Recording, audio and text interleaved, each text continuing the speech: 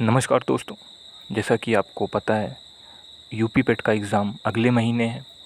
तो उसको देखते हुए ये प्रीवियस ईयर क्वेश्चंस पेपर हैं जिनको आप अगर एनालिसिस करते हैं तो जो अगले महीने यूपी पेट का एग्ज़ाम है उसमें तैयारी करने में कुछ सहूलियत आपको मिलेगी। तो अगर हम इसको देख ले रहे हैं तो हमें थोड़ा बहुत आइडिया लग जाएगा कि हमें क्या पढ़ना है, किस टॉपिक को पढ़ना है, किस पे ध्यान देना है, कौन सा टॉपिक महत्वपूर्ण है। तो इसीलिए प्रीवियस ईयर क्वेश्चन देखना महत्वपूर्ण हो जाता है, चाहे कोई भी एग्ज़ाम हो।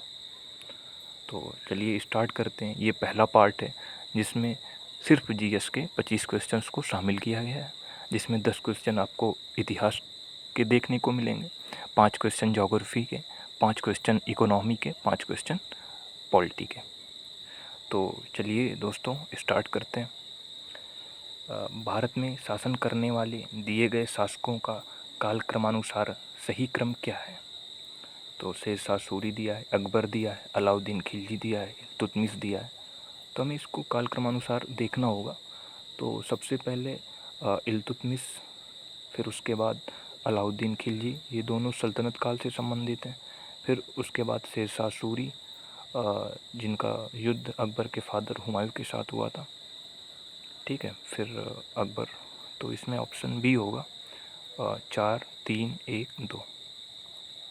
फिर आते हैं दूसरे क्वेश्चन पे। निम्न में से कौन से संत शिवाजी के समकालीन थे? तुकाराम, चैतन्य, नामदेव, शंकराचार्य। तो इसमें संत शिवाजी के समकालीन तुकाराम जी थे। फिर तीसरा क्वेश्चन देखते हैं कि बंगाल के प्रथम गवर्नर जनरल कौन थे? गवर्नर जनरल से एक क्वेश्चन हर एक एग्ज़ाम में पूछा ही जाता है। तो Lord Clive, Lord Warren Hastings, Lord Lytton, Lord Ripon. तो इसमें ऑप्शन बी होगा, लॉर्ड वारेन हेस्टिंग्स। फिर चौथा क्वेश्चन देखते हैं, चरक संहिता संबंधित है राजनीति से, चिकित्सा से, वास्तुकला से, गणित से। तो यहाँ पर ऑप्शन बी चिकित्सा होगा। फिर पांचवा क्वेश्चन देखते हैं, निम्न में से कौन सा जोड़ा सही नहीं है? 261 ईसा पूर्व कलिंग युद्ध, 78 ईस्वी शक संवत की शुरुआत, 622 ईस्वी मुस्लिम युग की शुरुआत, 1709 ईस्वी औरंगजेब की मृत्यु।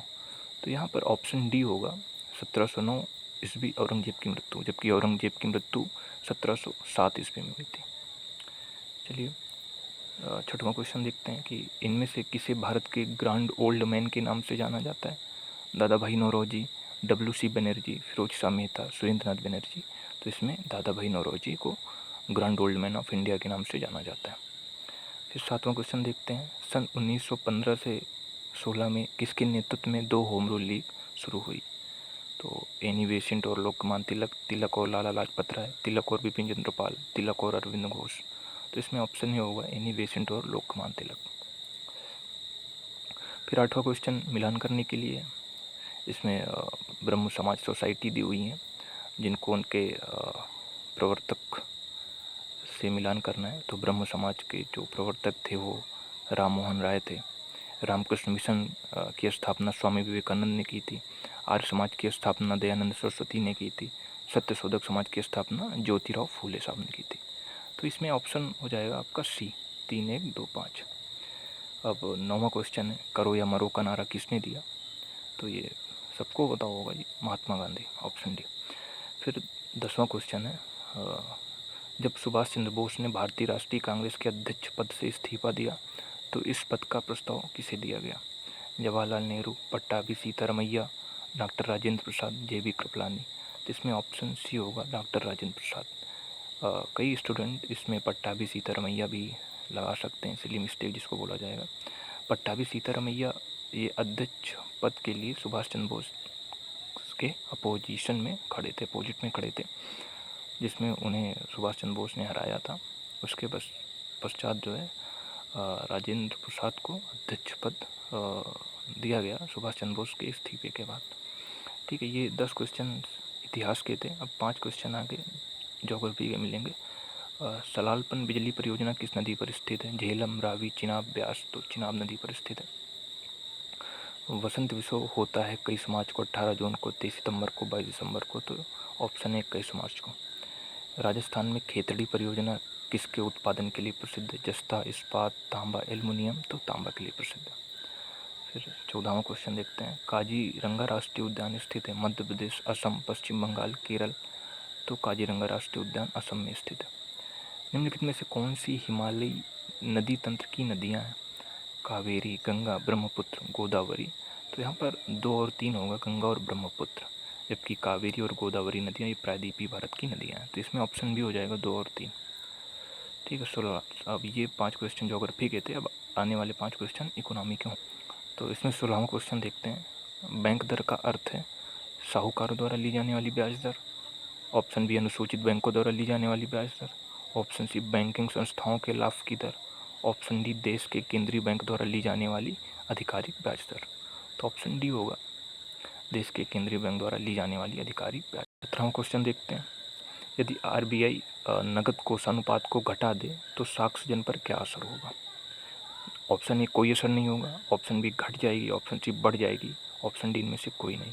तो इसमें ऑप्शन सी होगा, बढ़ जाएगी। एक बार इसको समझ लेते हैं थोड़ा सा। नकद कोषानुपात होता है कैश रिजर्व रेशियो, जो वाणिज्यिक बैंकों को आरबीआई में अपना कुछ नगद रखना पड़ता है। ठीक है। तो अगर ये क्वेश्चन ये पूछ रहा है कि अगर उसी नगद को कम कर दिया जाए तो साक्ष्यजन पर क्या असर पड़ेगा? अगर उस नगद को कम कर दिया जाए, कुछ परसेंटेज उसके कम कर दिया जाए, तो जो वाणिज्यिक बैंक हैं वो उनकी जो ऋण देने की क्षमता है वो थोड़ा सा बढ़ जाएगी, और इससे मार्केट में ज़्यादा पैसा आएगा, वो ज़्यादा ऋण दे पाएंगे, इससे मार्केट में ज़्यादा पैसा आएगा, तो इससे साक्ष्यजन बढ़ेगा। इसका मोटा मोटा मतलब ये होगा। फिर अब 18वां क्वेश्चन देख लेते हैं। इनमें से किस प्रकार की अर्थव्यवस्था में संसाधनों पर निजी अधिकार होते हैं और आर्थिक गतिविधियों का मुख्य उद्देश्य लाभ अर्जित करना होता है? तो ऑप्शन ए है पूंजीवादी, ऑप्शन बी है समाजवादी, ऑप्शन सी मिश्रित, ऑप्शन डी है वैश्विक। तो इसमें ऑप्शन ए होगा बात। फिर 19 नंबर देख लेते हैं कि 100 रुपये का नोट किसके द्वारा हस्ताक्षरित होता है? आरबीआई गवर्नर, भारत के राष्ट्रपति, वित्त मंत्री, वित्त सचिव।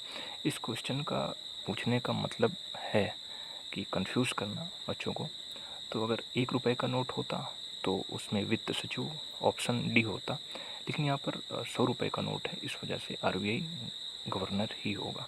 भी एकमात्र जो है 1 रुपये का नोट ही वित्त सचिव के द्वारा हस्ताक्षर होता, बाकी सारे नोट जो है वो आरबीआई के गवर्नर के द्वारा हस्ताक्षर होते हैं। फिर 20वां क्वेश्चन देख लेते हैं। फेमा का पूर्ण रूप क्या है? फुल फॉर्म पूछा है फेमा का।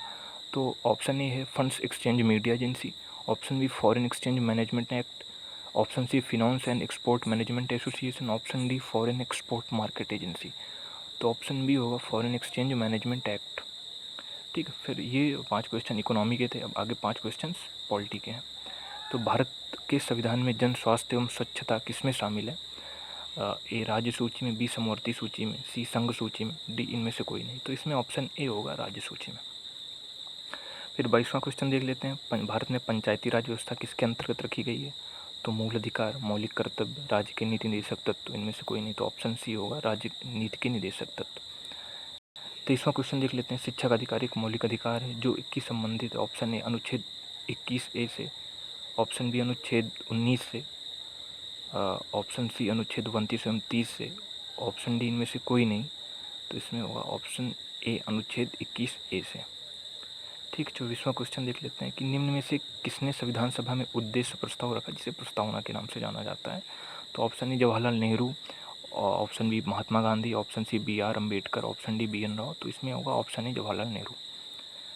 ठीक है। अब लास्ट क्वेश्चन देख लेते हैं इस सेगमेंट का। 25वां क्वेश्चन है। भारतीय संविधान के किस अनुच्छेद में अल्पसंख्यकों के हित निहित है? अनुच्छेद 21, अनुच्छेद 24, अनुच्छेद 29, इनमें से कोई नहीं। तो संविधान में अनुच्छेद 29 और 30 के अंतर्गत अल्पसंख्यकों के हित को संरक्षित किया गया। तो दोस्तों ये 25 क्वेश्चन थे जीएस के। आप इनको बार बार रिवाइज करिए तो आपको थोड़ा बहुत आइडिया लग जाएगा कि क्या हमें पढ़ना है, किस क्षेत्र पे ज़्यादा फोकस करना है।